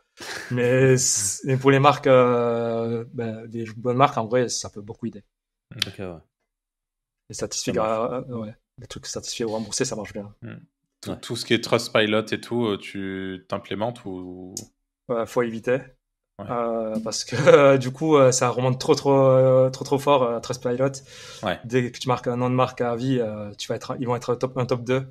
Et souvent, si c'est un Trustpilot est ouvert, c'est que c'est mauvaise nouvelle parce que c'est pour mettre des mauvais avis. De toute façon, Ouais. c'est d'avis. Ouais. Après, du coup, j'ai quand même des avis, enfin des applications d'avis sur mes sites, sur certains de mes sites, pas tous. Et ça permet de recevoir les avis dessus plutôt que sur Trustpilot. Après, tu acceptes ou non. Moi, j'affiche pas trop les avis. Et est-ce que une des manières de contrer le côté, tu vois, moi je sais que pour le coup, ce que j'utilise pour mes infoproduits, c'est un outil qui s'appelle Repuso, enfin bref. Et c'est un truc qui va, si tu veux, à J+10 après l'achat de l'un de mes infoproduits, envoyer un mail à mon client en lui disant est-ce que tu as été satisfait par la formation. Et ce qui est assez intéressant avec cet outil, c'est que tu as un petit smiley content, un petit smiley un peu moins content. Et donc, si jamais la personne a quelque chose à redire sur ton produit, ça le renvoie sur un formulaire qui, toi, t'es redirigé, donc tu peux prendre en compte l'avis et améliorer ton produit. Et si jamais la personne est satisfaite et appuie sur le smiley content, là, ça le renvoie sur Trustpilot, tu vois. Et ça permet d'avoir un espèce de filtre et d'éviter de récolter les avis moins bons sur ton Trustpilot. Et comme tu l'as dit, Trustpilot, Ouais. ça peut aller vite et c'est compliqué. Est-ce que ça serait pas quelque chose de... Si, c'est un truc que certaines personnes font. C'est intéressant d'ailleurs de le faire. Moi, je l'ai pas mis en place. Vraiment, j'ai vraiment pas envie que mon Trustpilot soit ouvert. J'en ai sur mes 20-30 boutiques, je dois en avoir 2 qui sont ouverts seulement. Du coup, c'est plutôt cool. Alors que d'habitude, ça s'ouvre bien plus tôt, assez rapidement. Mais bon, comme je suis pas très chiant au niveau des retours, du SAV, tout ça, en vrai, j'arrive à pas les ouvrir. Et par contre, oui, pour ces 2 boutiques, par exemple, je pourrais mettre en place ce genre de système. Et ce serait assez pertinent, mais bon, j'ai pas cherché à le mettre. En général, je mets une automatisation quand même pour qu'il donne un avis et reçoive un code promo derrière pour le racheter derrière. Et c'est tout. Ok. En termes d'EAT, est-ce que c'est quelque chose que tu prends un peu en compte? Alors quand je parle d'EAT, ça va être par exemple, en gros tout ce qui va être clic qui vient de l'extérieur de la SERP, au-delà du trafic que tu achètes. Est-ce que le fait d'envoyer de l'email et tu vois, est-ce que c'est quelque chose que tu prends en compte, ou alors globalement en e-com ou en dropshipping ou l'EAT, on s'en fout quoi? Ouais, c'est pour moi hyper important Ok. et assez simple à faire au niveau des réseaux sociaux. Je crée toujours une page Instagram. Souvent, comme je suis très vêtements, il y a de quoi mettre du contenu. Et en fait, je fais faire du mass follow chez les concurrents ou les potentiels clients Ouais. pour juste avoir des clics qui visitent mon profil et des potentiels clics sur mon lien qui est en bio. Okay. Après, pareil, du coup, Pinterest, on en a parlé. C'est pas mal aussi. Et j'aime bien aussi TikTok et tous les Reels, tout ça. Bon, c'est un peu, je fais pas trop parce que c'est chiant à créer le contenu. Mais si je peux, j'essaye parce que à tout moment, tu as une vidéo qui pète et ça ramène pas mal de trafic et du coup, ça te booste pas mal. Niveau marketing d'influence, est-ce que c'est un truc que tu pratiques aujourd'hui? Pas du tout. Non, juste les ambassadeurs, comme j'ai dit au début. Ouais. Mais au final, c'est pas vraiment grâce à leur communauté ils vont pas faire un placement qui va me faire chiffrer. Ok. Si tu devais repartir aujourd'hui de zéro, sans aucun budget, donc vraiment t'as pas de sous, t'as tes compétences, ça s'arrête là quoi. Qu'est-ce que tu ferais? Je sais pas si j'irai dans le SEO de suite. Je pense que j'aurais plus tendance à chercher à percer sur TikTok en e-commerce. Ok. Je sais pas quelque chose que je fais, mais je sais que ça marche et ça peut facilement se faire sans budget en fait. Du coup, j'aurais plus tendance à focus sur ça. Tu penses à une stratégie en particulier? Tu vois, on repart sur l'exemple, je sais pas moi, des robes à fleurs ou à la limite si tu as envie. Ouais. Tu vois, une stratégie, un espèce de hack, tu vois, pour qu'on ait quelque chose d'actionnable. Là, ce serait pas trop des trucs dans la mode, mais plus un effet waouh. Vraiment, c'est ce qui marche bien en TikTok organique, de ce que je vois. Après, je dis ça, mais c'est parce que je sais que repartir sans budget dans le SEO, des fois, ça peut être un peu long et déprimant. Et du coup, j'aurais plus tendance à chercher du trafic en contenu court sur TikTok, si je partirais vraiment de zéro. Alors là, je pense à tous les débutants qui nous écoutent et qui disent « Ah merde, moi j'ai pas de budget, j'aurais voulu tester le drop SEO ». Ça représente pour toi, pour lancer un site qui a le potentiel de faire 200, 300, 400 euros par mois dans 3-4 mois, quel budget il faut prévoir? Moi, je recommande un minimum de 500 euros pour être tranquille déjà au niveau des forfaits pendant plusieurs mois. L'achat des produits si on en reçoit pour les livrer et parce que en gros je dis souvent de profiter de l'offre de Google Ads des 400 euros offerts et en fait il faut 400 euros pour l'avoir, il faut dépenser 400 euros avant et du coup avec ça tu peux très facilement te lancer. Ok. Mais au final, c'est pas vraiment un budget, par exemple, lien ou truc comme ça, parce que ça, tu fais du ninja linking, tu les as, tes premiers. Ouais, au début, tu peux faire du ninja linking, même en vrai, beaucoup d'échanges dans la communauté. Hein. Moi, là, j'ai ma communauté. Vrai, ouais. Comme je disais, j'ai du mal à trouver des liens pertinents aux States, en Allemagne, tout ça. Je vais plus partir sur... comme dans ma formation, je recommande d'aller à l'étranger aussi. On est plus ou moins sur les mêmes niches aussi, vu qu'on a les mêmes stratégies. Et on va se faire des échanges. Ouais. Ok. Ça roule. Alors, avant de poser la dernière question, je pense, si les gars en ont plus, on le rappelle, hein, c'est... alors déjà, il y a un petit truc dont on n'a pas encore parlé, ça c'est quand même chouette qu'on en parle, mais si on s'est rencontrés, c'est parce qu'on s'est rencontrés avec, en tout cas, Anto et moi, on t'a rencontré en Thaïlande, lors du Chiang Mai SEO, dont on a parlé sur ce podcast.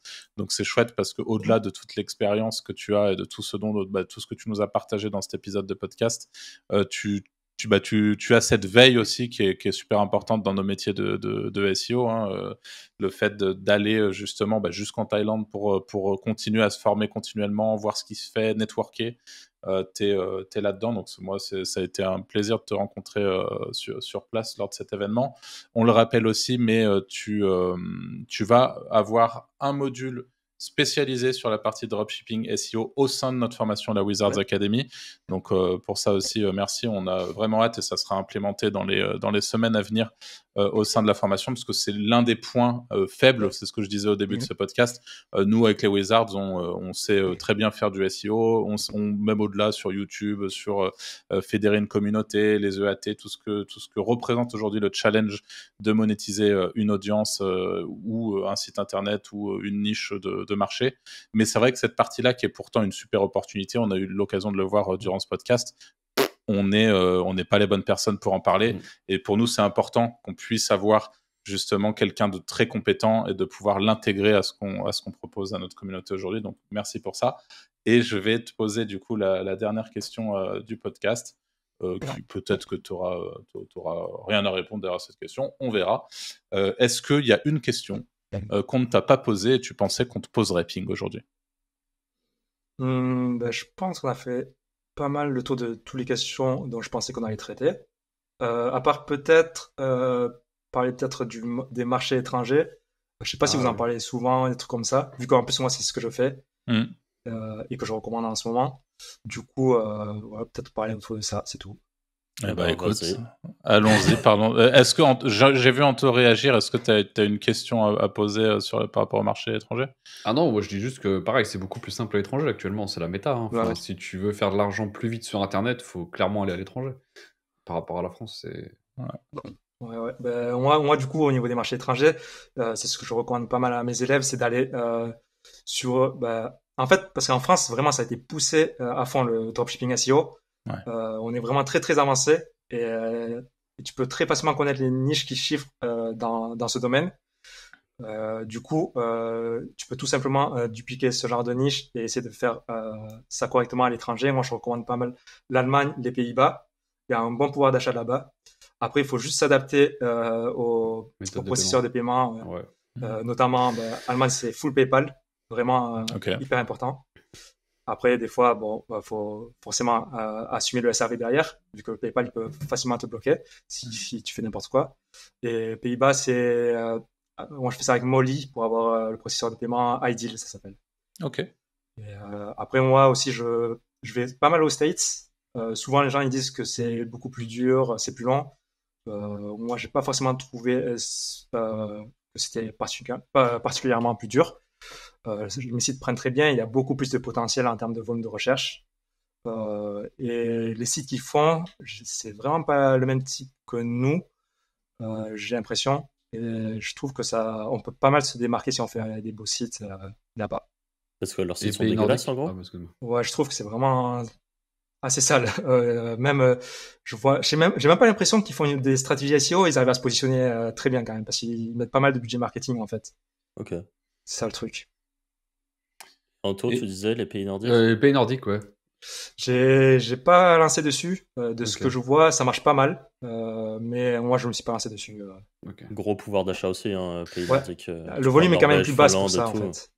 Le Ah, volume de ça. recherche est quand même plus bas. Enfin, moi, je me base sur SEMrush, sur les Mm. volumes. Du coup, c'est là où je décide de partir sur une niche ou non. Et j'ai pas trop été attiré. Après, c'est vrai que le pouvoir d'achat est pas mal. Et pareil, apparemment, le processeur de paiement là-bas s'appelle Klarna, surtout. Ouais, c'est ça. Et je me suis pas penché dessus. Et j'ai juste une question par rapport à ces histoires de processeur paiement, parce que du coup, si tu es sur Shopify, le processeur de paiement Shopify ne marche pas dans ces pays-là? Et en fait, c'est les cartes bancaires. Ouais, Du c'est coup, des trucs différents. et du coup, des fois, tu vas avoir, par exemple, c'est juste leur habitude, ils veulent passer par PayPal parce qu'ils veulent passer par PayPal. Et sinon, Ideal, c'est un autre système. Je sais plus trop comment ça fonctionne. Après, t'as des sites, t'as des pays, ils vont faire du cash on delivery aussi.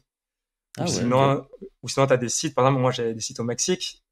J'ai parlé de trafic, mais ça convertit pas parce qu'en fait, leur système de paiement, c'est, tu peux commander directement sur la boutique, mais pour confirmer le paiement, tu dois par exemple aller au bureau de tabac pour donner du cash et valider le paiement. Ah ouais, ok. Ouais, c'est assez spécial. Et ça, Ah. ce système de paiement, je l'ai pas et du coup, je convertis quasi rien. D'accord. Ok, ouais. D'ailleurs, cash on delivery, très grosse niche en affiliation et en e-commerce. Hein. Ah ouais, Je ouais, pense c'est que bête, tu- c'est le code en fait. Ouais, c'est ça. Ouais.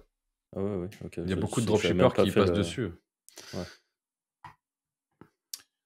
Tu disais au début, je crois que je t'ai pas posé la question, pourtant je voulais te la poser. Tu as une personne, je crois, dans ton équipe à Madagascar ou au Bénin qui gère ton SAV, c'est ça, si je me Ouais. plante pas? Donc on est d'accord que là, sur toutes tes boutiques, tu as une seule personne qui gère absolument tout ton SAV à l'international. Ça va, il s'en sort. Après, je le payais bien.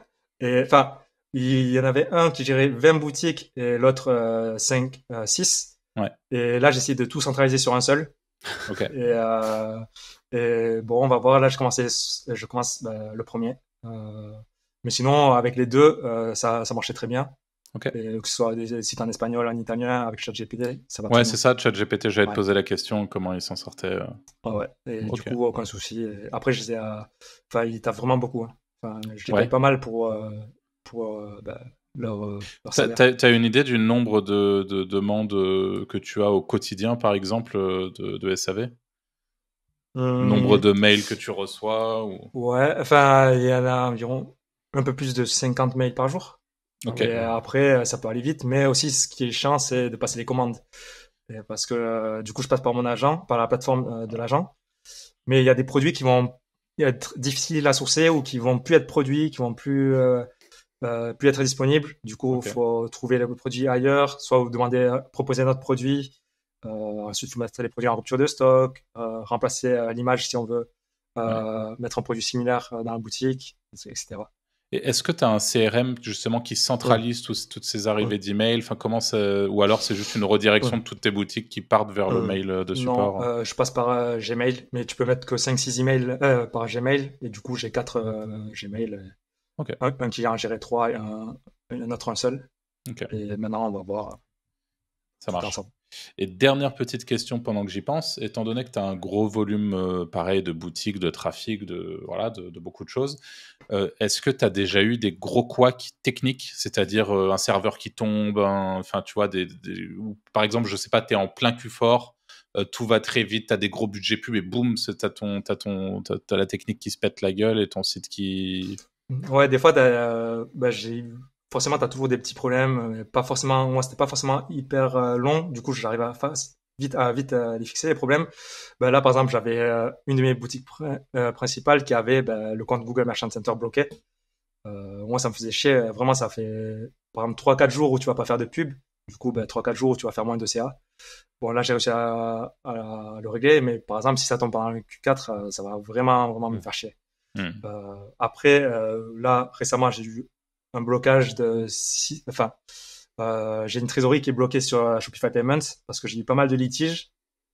Du coup, j'ai 20% du CA qui est bloqué chez eux, de toutes les transactions.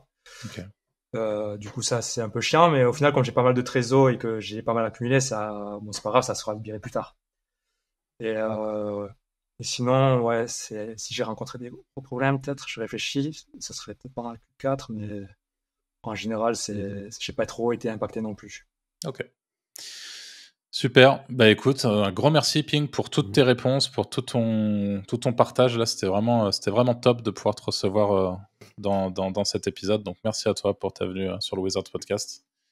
Ouais, c'était avec plaisir et de toute façon, on aura l'occasion de pas discuter aussi au niveau du module qu'on va faire sur la formation. Pour tous ceux qui nous ont écoutés jusqu'à maintenant, merci à vous aussi. On vous le rappelle, comme l'a dit Franck au début de cet épisode, les petites étoiles sur Spotify pour atteindre notre objectif de 150, je crois. Le petit like aussi sur YouTube, l'abonnement si c'est pas fait. Et puis, vous retrouverez également la chaîne de Ping disponible en description. Moi, on vous dit tous à très vite pour un prochain épisode. Salut. Bye. Ciao.